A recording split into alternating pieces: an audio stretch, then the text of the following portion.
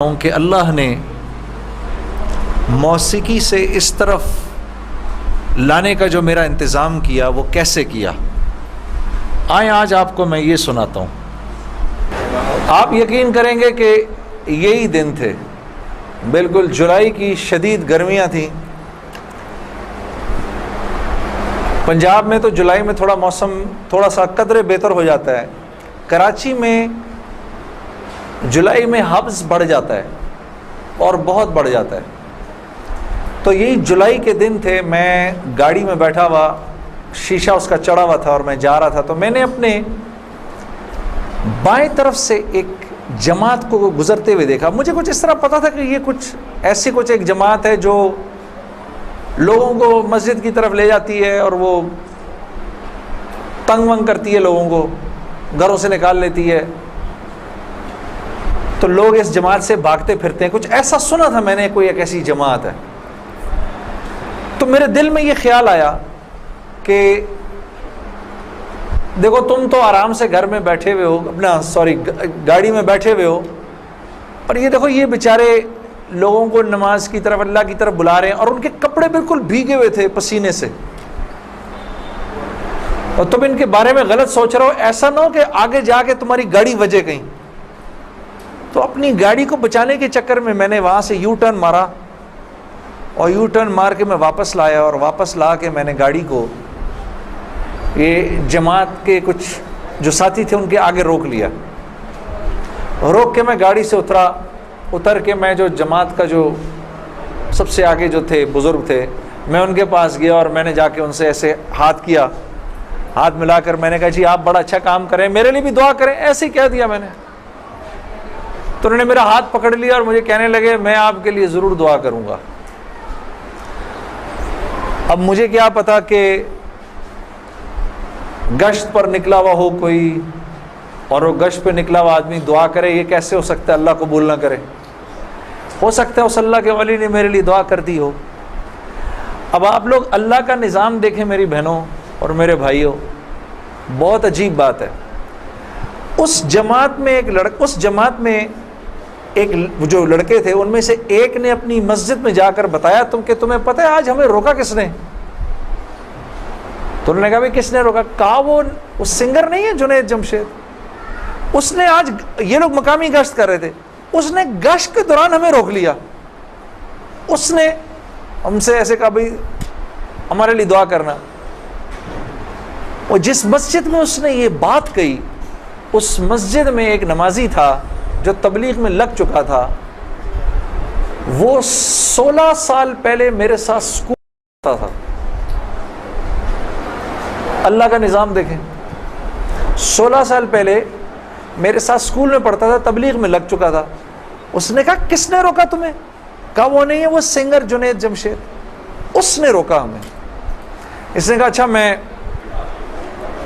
ठीक है। अब मेरे इस दोस्त ने मुझे ढूंढना शुरू किया। हाँ बच्चों आप लोग आगे आ जाओ, इधर कालीन पर आ जाओ, इधर आ जाओ, इधर आ जाओ, आओ मेरे भाई आगे आ जाओ, इधर कालीन पर बैठ जाओ। मेरे लिए तो ये काफ़ी है, ये कालीन तुम्हारा ही है, बैठ जाओ इधर आके बैठ जाओ। लेकिन बात नहीं करनी और ये नहीं करना।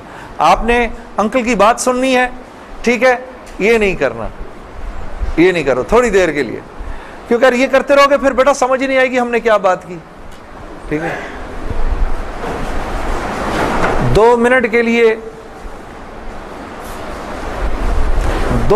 के लिए शैतानी हथकंडे से जान छुड़ा लो।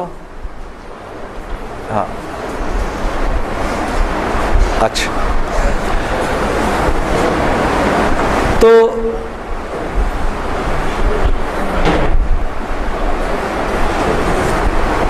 खैर मेरे इस दोस्त ने मुझे ढूंढना शुरू किया और इस वाक़े की कोई तकरीबन 1-1.5 महीने बाद इसने मुझे ढूंढ लिया। और एक दिन जी मेरे घर फ़ोन आता है, जुनैद। अब मैंने जब मुझे पहचाना, उसने बोला जुनैद मुझे पहचाना। आप यकीन करेंगे मैं 16 साल बाद इसकी आवाज़ सुन रहा था, मैं पहचान गया। मैंने कहा जुनैद बोल रहे हो? हंसने लगा। तू मुझे पहचान गया? मैंने कहा मैं बिल्कुल पहचान गया, तो इतना तू शरारती लड़का था तू क्लास के अंदर। और मैंने कहा क्योंकि हम दोनों के नाम एक थे तो तेरे चक्कर में मैं भी बदनाम रहता था। हंसने लगा, यार कमाल है तूने मुझे पहचान लिया। मैंने कहा हाँ मैंने पहचान लिया, मैंने तेरे से मिलना है। मैंने कहा क्यों? कहता है बस ऐसे ही, वजह कोई नहीं है। मैंने कहा यार अच्छा हमारी जिंदगी ऐसी थी, शोबिज़ की जिंदगी थी हमारी, कि हमारा दिल मिलने को नहीं करता था किसी से। यानी हमने मैनेजर रखे होते थे जो हमें सिर्फ लोगों से दूर रखते थे। उनका काम था लोगों से बात करना, लोगों से डील करना, हम तक कोई ना पहुंचे बस। यहां तक कि आप हैरान होंगे अगर मैं आपको बताऊं, ये बड़ी एक अफसोसनाक बात है कि हमारे अपने घर वालों का हमारी जिंदगी में रोल कम होता था, इन मैनेजर्स का रोल ज्यादा होता था। आपने घर कब जाना है, बच्चों से कब मिलना है, ये तक इन मैनेजरों के हाथ में होता था। तो अब कोई मुझे फोन करे कि मैंने तुमसे मिलना है, ये थोड़ी कि मैं फौरन मिल लूंगा इससे। अब पता नहीं अल्लाह जाने इसने क्यों मिलना है, मेरा वक्त जाया करेगा क्या है।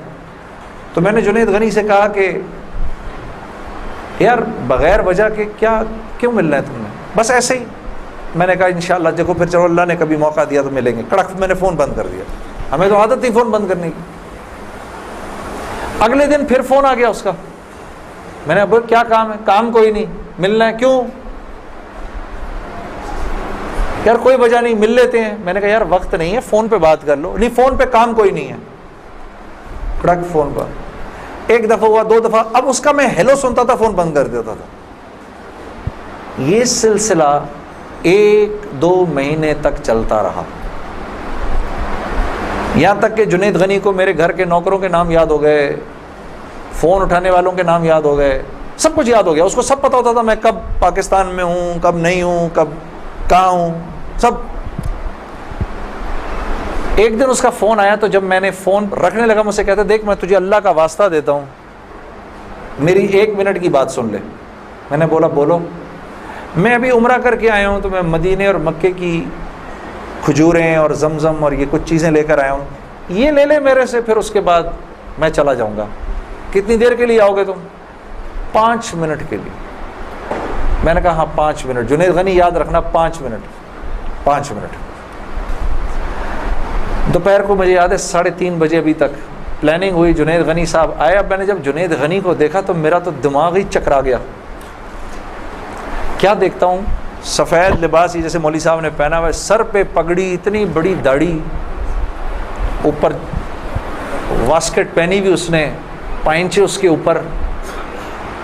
मैंने कहा जुनैद गनी ये तुझे क्या हो गया? कहता है मुझे क्या हो गया? मैं क्या कहूँ तुझे क्या हो गया? मैंने कहा ये तेरा हाल, तेरे जैसा है शैतान, ये इतना बड़ा बुजुर्ग बना हुआ, आओ बैठो मेरे पास। आया, मेरे पास बैठा, उसने मुझे खजूरें दी, जमजम दी, जानमाज दी, और पूरे 5 मिनट में कहता है मेरे 5 मिनट पूरे हुए, अब मैं चलता हूँ। मैंने कहा नहीं, अब बैठ जाओ, बैठ जाओ, मुझे बताओ ये सब क्या है।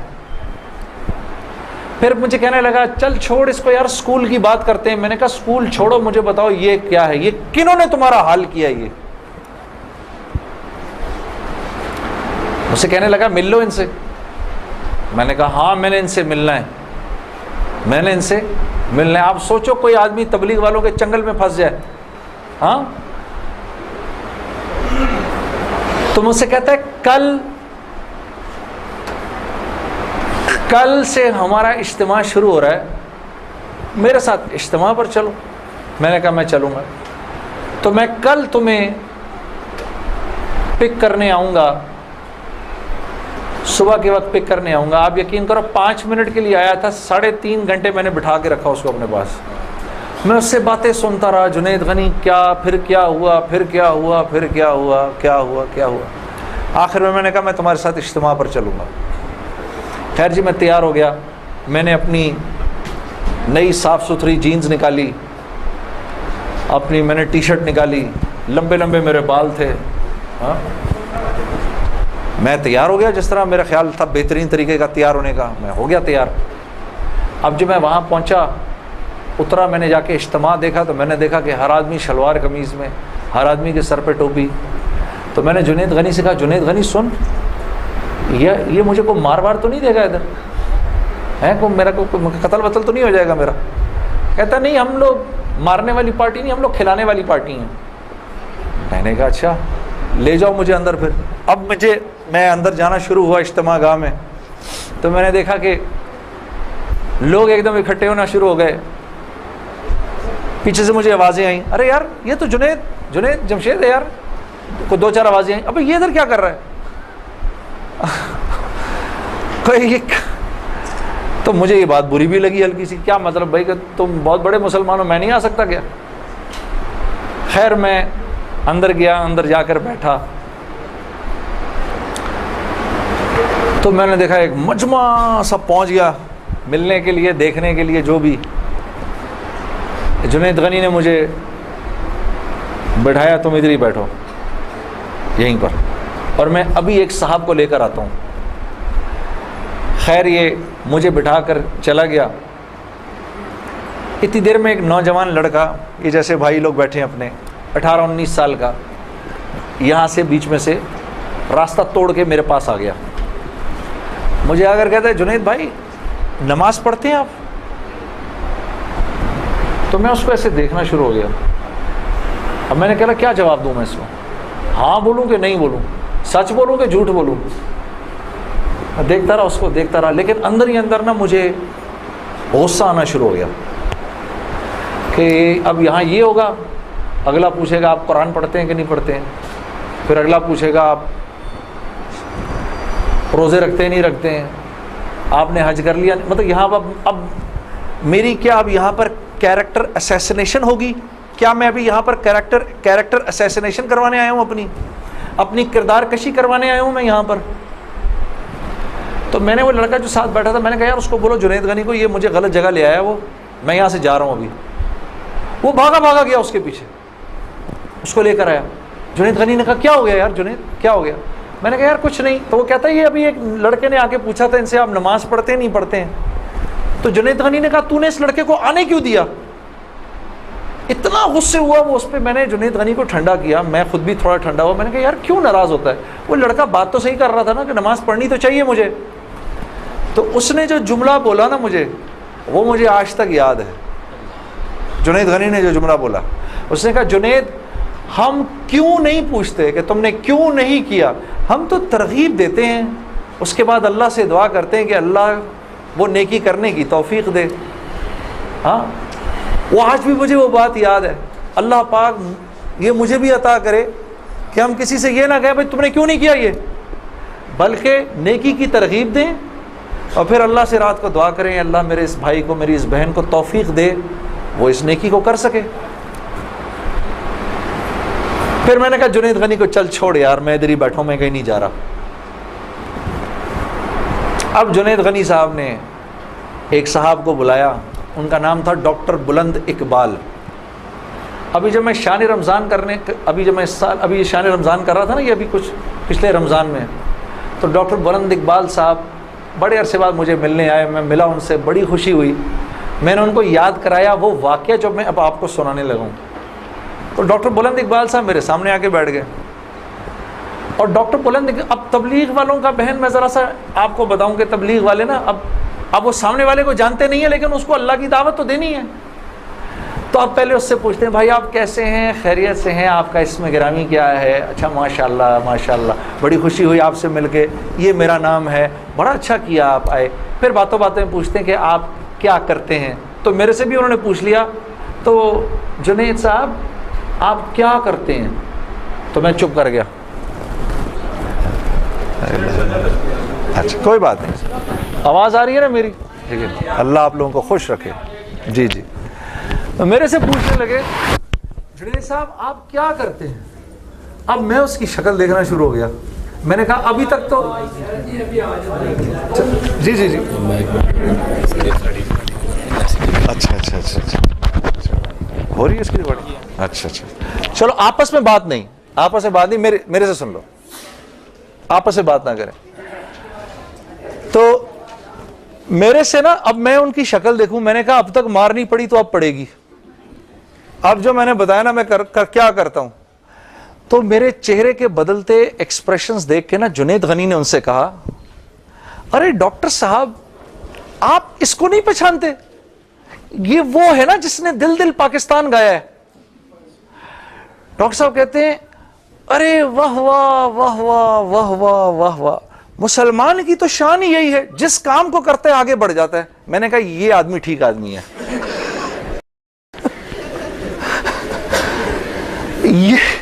ये बिल्कुल ठीक आदमी है, इससे करो दोस्ती। तो बाद में मैंने डॉक्टर साहब से कहा, डॉक्टर साहब ये जवाब आप कहां से लाए इतना खूबसूरत सा? तो मुझे कहने लगे, यार मैं ना तुझे जानता ना मुझे ये पता दिल दिल पाकिस्तान क्या।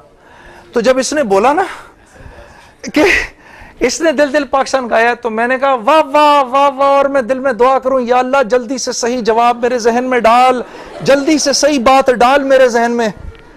तो मैंने फट कह दिया, और ये बात मेरे दोस्तों है भी सच कि मुसलमान की शान ये है, मुसलमान जिस काम को करता है ना, मुसलमान उस काम में आगे बढ़ जाता है। सारी दुनिया में जिन कामों को आप बुरा काम समझते हैं ना कि ये बुरे काम हैं, उन बुरे कामों को भी अगर कभी किसी मुसलमान ने किया ना, तो यकीन करो गैरों से भी ज्यादा किया। हाँ यकीन करो, मुसलमान एक अजीब उम्मत है, हमसे बेहतर कोई नहीं। कुन तुम खैरा उम्मा, बस ये हर लाइन से बेहतरीन उम्मत है। जिसको अल्लाह ही कह दे तुम बेहतरीन हो, तो फिर हमें दूसरों से पूछने की क्या जरूरत है कि हम अच्छे हैं कि बुरे हैं? हाँ, अब मैं पूरा दिन डॉक्टर बुलंद इकबाल साहब के साथ फिरता रहा, और जब दिन का आखिर आया तो जुनैद गनी ने मुझे कहा कि चल मैं तुझे अब घर छोड़ दूं। मैंने कहा घर तो मुझे छोड़ दो, लेकिन ये बिस्तरे क्या हैं, ये जो बिस्तरे लगे हुए हैं? कहा ये रात को लोग यहां सोएंगे। मैंने कहा और ये जो बुजुर्ग हजरात हैं ये भी इधर ही सोएंगे। मैंने कहा यार मैं तो इनसे ज्यादा फिट आदमी हूं, अगर ये बूढ़े लोग इधर सो सकते हैं तो मैं भी सो सकता हूं। तो उसने कहा यार नूर अल्लाह नूर, तेरे लिए भी बिस्तरा लगा देते हैं।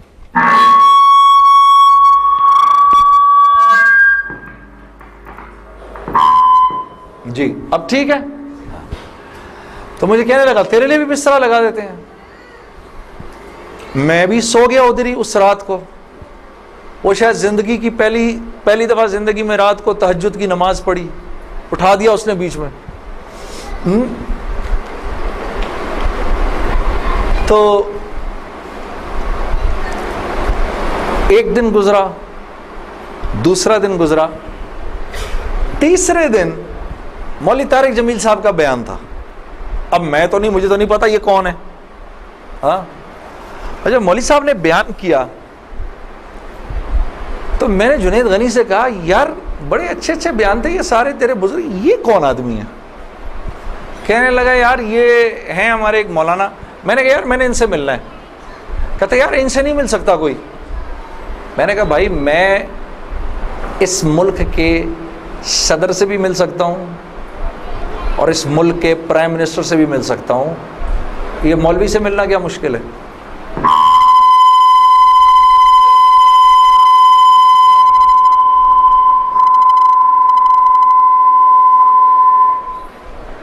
अब ठीक है,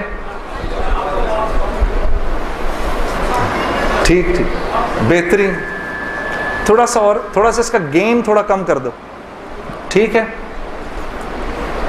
इनमें से ज्यादातर लोगों को नहीं पता कि इस माइक से मेरा ताल्लुक जो है वो इन सारों की उम्रों से भी पुराना है।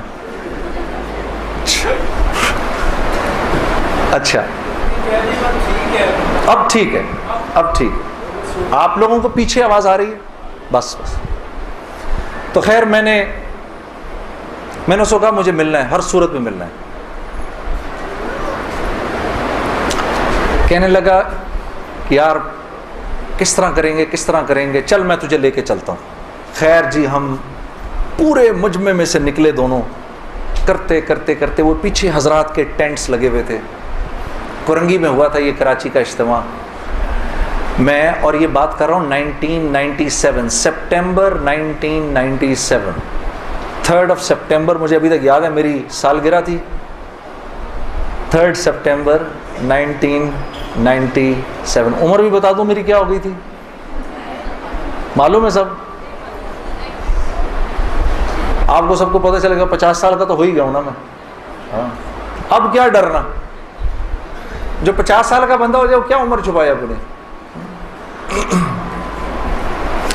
खैर, तो मैं जब उधर पहुंचा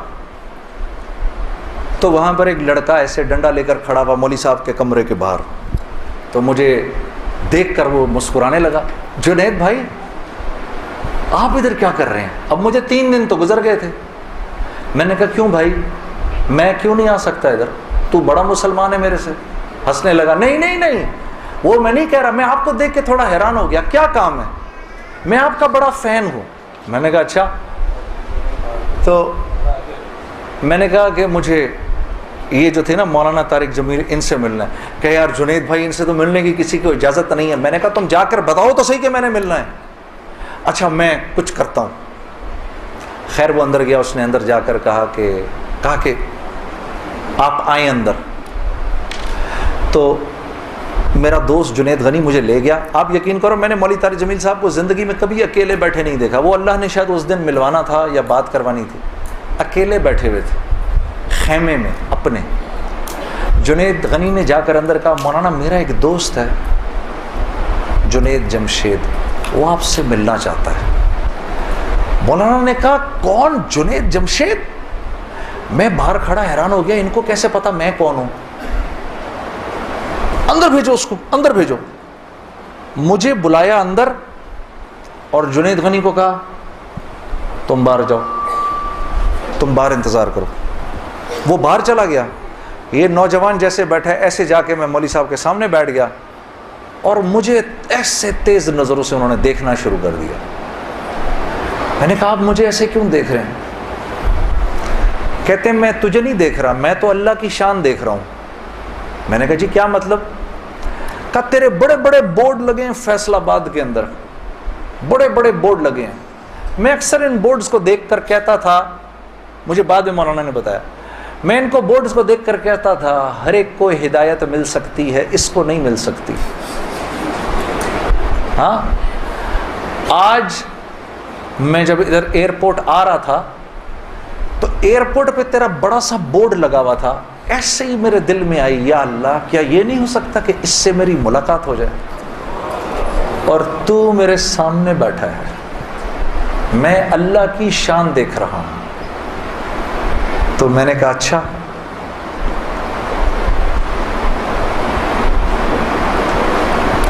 कहने लगे दिल दिल पाकिस्तान तूने गाया है। मैंने कहा जी। मैंने कहा आपने सुना है। कहा नहीं सुना तो नहीं, बसों के पीछे लिखा देखा है। मैंने कहा चलो ये किसी यूं पहुंचा ना पहुंचा, आए तो सही बरसरे इल्जाम ही आए। हाँ, होठों पे कभी उनके मेरा नाम ही आए, आए तो सही बरसरे इल्जाम ही आए। मैंने कहा चलो यूं नहीं तो यूं से, तारुफ यूं नहीं हुआ तो यूं हो गया, बसों के पीछे तो लिखा देख लिया। कोई नहीं कोई नहीं, इधर सुनो। और ये हमारे मुल्क की सौगात है, इस पे घबराना नहीं चाहिए यार। ये ऐसे हो जाते हैं, हाय ये क्या, अरे यार क्या हो गया, बिजली चली गई ना, आ गई। ये तो हमारे मुल्क की सौगात है, इस पे घबराना नहीं चाहिए। हाँ, इस पे इसलिए नहीं घबराओ, आप नहीं घबराओगे ना तो गैर भी नहीं घबराएंगे। जब आप घबरा जाते तो गैर भी कहते हैं हाँ यार कोई अजीब सी बात हो गई है। तो हाँ, उनको भी बोलो यूज टू हो जाओ भाई, हम लोग मिल बांट के खाने वाले हैं, कभी आपके घर नहीं तो कभी उनके घर नहीं। हाँ, कभी मेरे घर तो कभी आपके घर, तो इस पे घबराना नहीं चाहिए। खैर, तो मैंने मौलवी साहब से कहा मौलाना मेरा एक सवाल है, एक पाकिस्तानी नौजवान मेरी उम्र का, जिस नाम शोहरत का तस्वुर भी नहीं कर सकता, वो सब का सब मेरे पास मौजूद है, लेकिन मैं अंदर से खाली हूँ। लोग इस बात को नहीं जानते। लोग समझते हैं कि मैं बहुत खुश हूँ, लेकिन मैं अंदर से बहुत परेशान हूँ, बहुत इस्तिराब है और इसकी वजह मुझे समझ नहीं आती। फरमाने लगे तेरा मसला ये है कि तुझे चोट लगी है सीधे घुटने पर और तू मरहम लगा रहा है उल्टे घुटने पर। मैंने कहा जी वो कैसे? फरमाने लगे देखो अल्लाह ने इंसान को दो चीज़ों से बनाया है, एक मट्टी से बनाया है, एक जिस्म से बनाया है जो कि मट्टी का बना हुआ है, और एक रूह है जो अल्लाह का अमर है। ठीक? तो जिस्म क्योंकि मट्टी का है इसलिए अल्लाह ने इसकी हर ज़रूरत को मट्टी में रखा है। जो खाना हम खाते हैं, जो कपड़े हम पहनते हैं, जो पानी हम पीते हैं, जो जिन घरों में हम रहते हैं, जो चीज़ें हम इस्तेमाल करते हैं, ये सब जिस्म की ज़रूरत की चीज़ें हैं। और क्योंकि जिस्म मट्टी का है तो अल्लाह ने इन तमाम ज़रूरतों को मट्टी में रखा है। रूह अल्लाह का अमर है, ये आसमानों से आई है, तो इसकी खुराक भी आसमानों पर है, ज़मीन में नहीं है। फिर फरमाने लगे अगर मैं तुमको सोने के एक महल में बंद कर दूं और 4 दिन खाने को ना दूं, तुम क्या करोगे? मैंने कहा जाहिर सी बात है मैं चीखूंगा कि मुझे कुछ खाने को दो।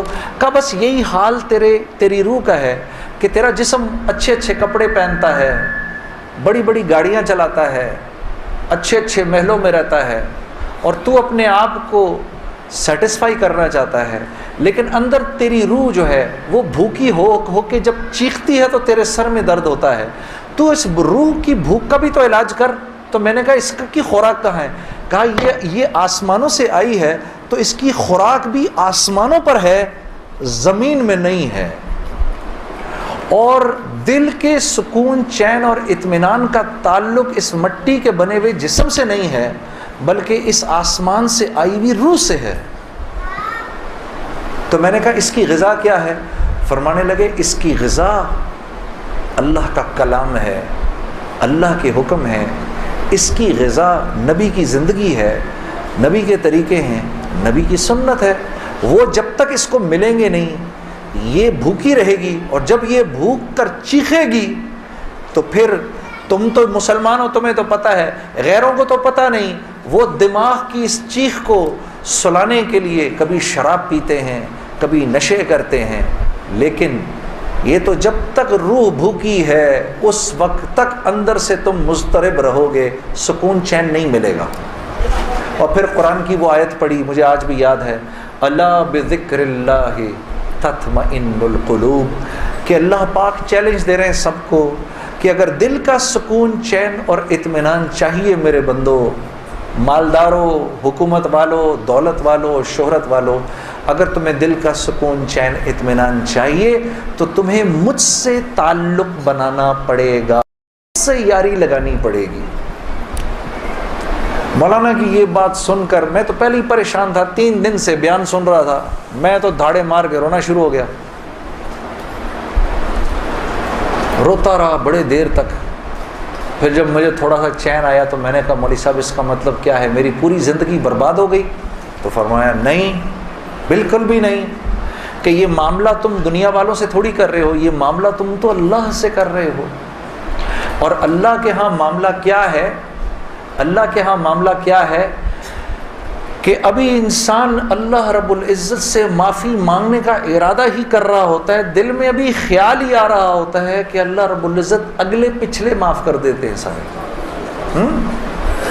फिर मुझे फरमाया, ये मुझे फिर बात सुनाई, हदीस कुदसी सुनाई कि मेरे बंदे, तू ये ज़मीन और आसमान सारे के सारे अगर अपने गुनाहों से भर दे, जो कि तू भर नहीं सकता, अगर तमाम जिन्नो इंस भी मिल जाए तो भर नहीं सकता, लेकिन अगर तूने ऐसा कर भी दिया, एक मरतबा अगर तूने कहा ए अल्लाह मुझे माफ़ कर दे, तो न सिर्फ ये कि हम तुम्हें माफ़ कर देंगे, बल्कि तुम ऐसे हो जाओगे जैसे तुमने उन गुनाहों को किया ही नहीं। मैं तो बेयकीनी की हालत में मौलाना को देखने लगा।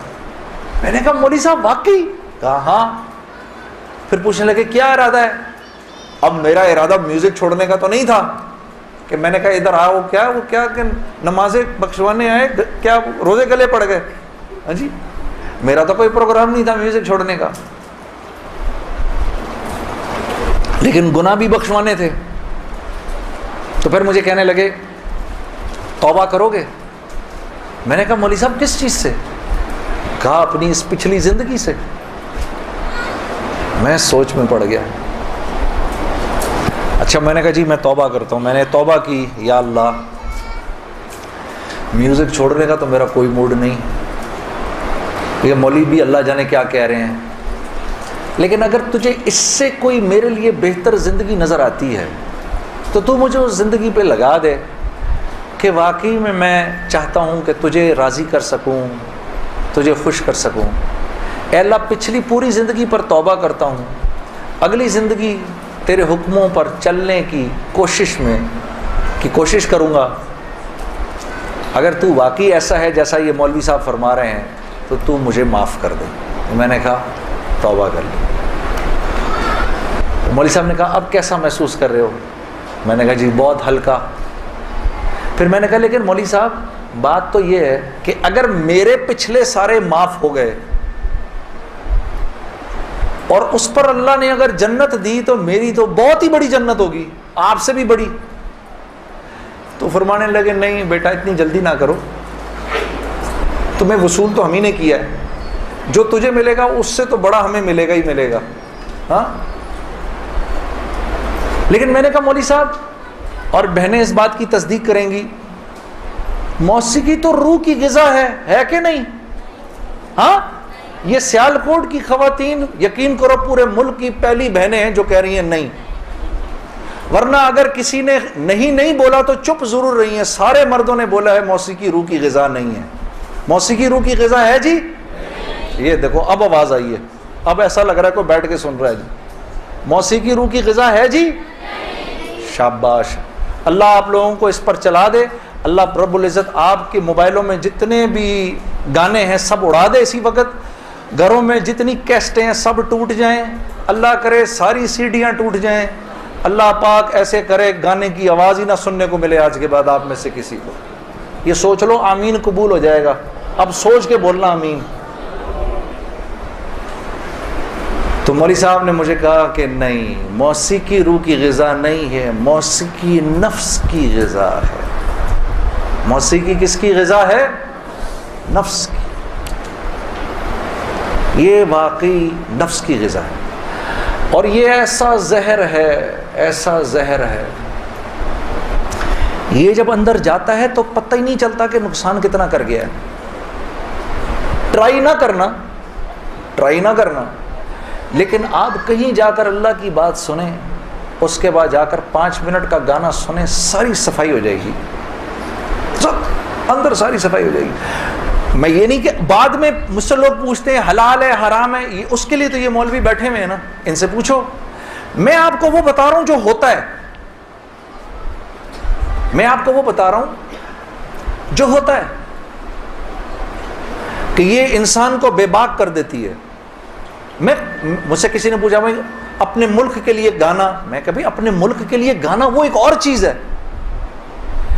मैं उन गानों की बात कर रहा हूं जिनको आम तौर पे लोग सुन रहे होते हैं बाजारों में, हाँ, और फिर कहते हैं इसके सुनने में क्या है। अरे यार मैं क्या बताऊं आपको क्या है, खुदा की कसम अगर वो जिंदगी इस जिंदगी से बेहतर होती, मुझे क्या तकलीफ थी। मुझे एक साथी कहने लगा अब तो आपके लिए उस जिंदगी की तरफ जाना बड़ा मुश्किल है। मैंने कहा कोई मुश्किल नहीं, गला तो वहीं का वहीं है, गा सकते हैं, लेकिन अब उस जिंदगी की तरफ जाने से बेहतर लगता है कि मैं आग में छलांग मार दूं, कि वो इस कदर खतरनाक जिंदगी, वो इतनी एक, यकीन करो पूरी, सिर्फ गाना नहीं होता, वो एक पूरी जिंदगी है, वो एक पूरी जिंदगी का नाम। जैसे ये एक पूरी जिंदगी का नाम है ना, सिर्फ दावत के 2 बोल नहीं है। हाँ, मेरे दोस्त मुझसे लड़ते थे, यार तू इधर गाना गा उधर जाके अजान दे दे। अरे मैंने कहा नहीं होता ऐसे नहीं होता भाई। गाना गाने वाले को तो अजान की आवाज से नौज़ुबिल्लाह नौज़ुबिल्लाह नौज़ुबिल्लाह कराहियत आती है,